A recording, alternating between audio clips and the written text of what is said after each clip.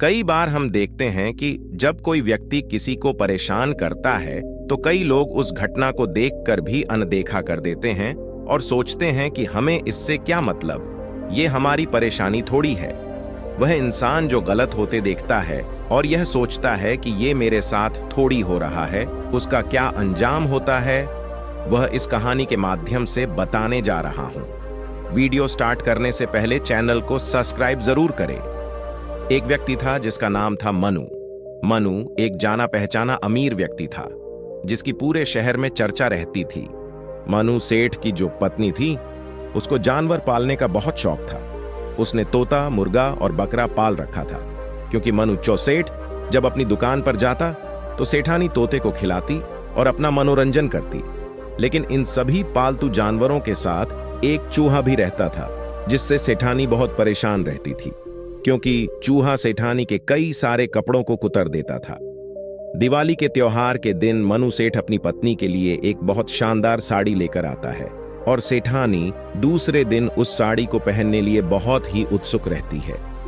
दूसरे दिन जब सेठानी उस साड़ी को पहनने के लिए उठाती है तो देखती है कि उस साड़ी में एक बड़ा सा छेद हो रहा होता है। ये देखते ही सेठानी आग बबूला हो जाती है क्योंकि उस साड़ी को चूहा कुतर देता है जिससे साड़ी में छेद हो जाता है।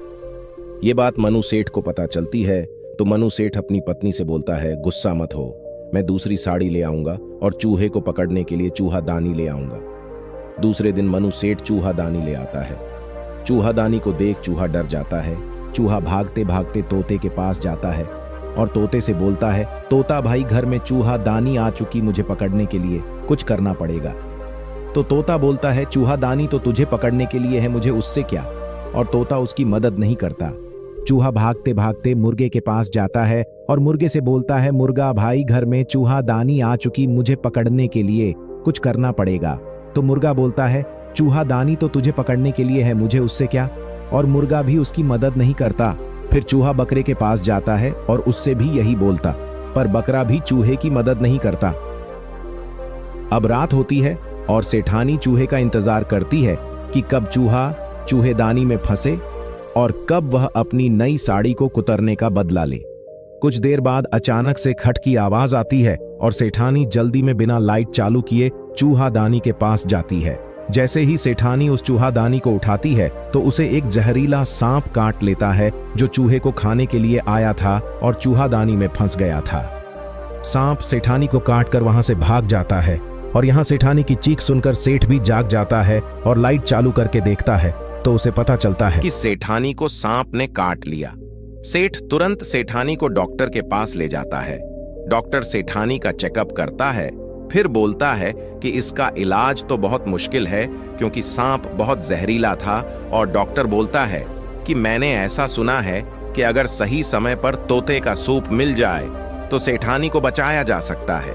लेकिन तोता इतनी जल्दी कहां से मिलेगा। तो सेठ बोलता है कि हमारे घर में ही तोता है। और फिर उस तोते का सूप बनाकर सेठानी को पिलाया जाता है और वो चूहा देख रहा था। फिर जब सेठानी थोड़ी ठीक हुई तो रिश्तेदार मिलने आए तो सेठ खुशी में घर पर छोटी सी दावत देता है और दावत में अब कढ़ाई पर चढ़ने की बारी मुर्गे की थी और मुर्गे का चिकन बनाकर रिश्तेदारों को परोसा जाता है। और वो चूहा देख रहा होता है और बोलता है, अगर मेरी बात मान ली होती तो ये सब नहीं होता।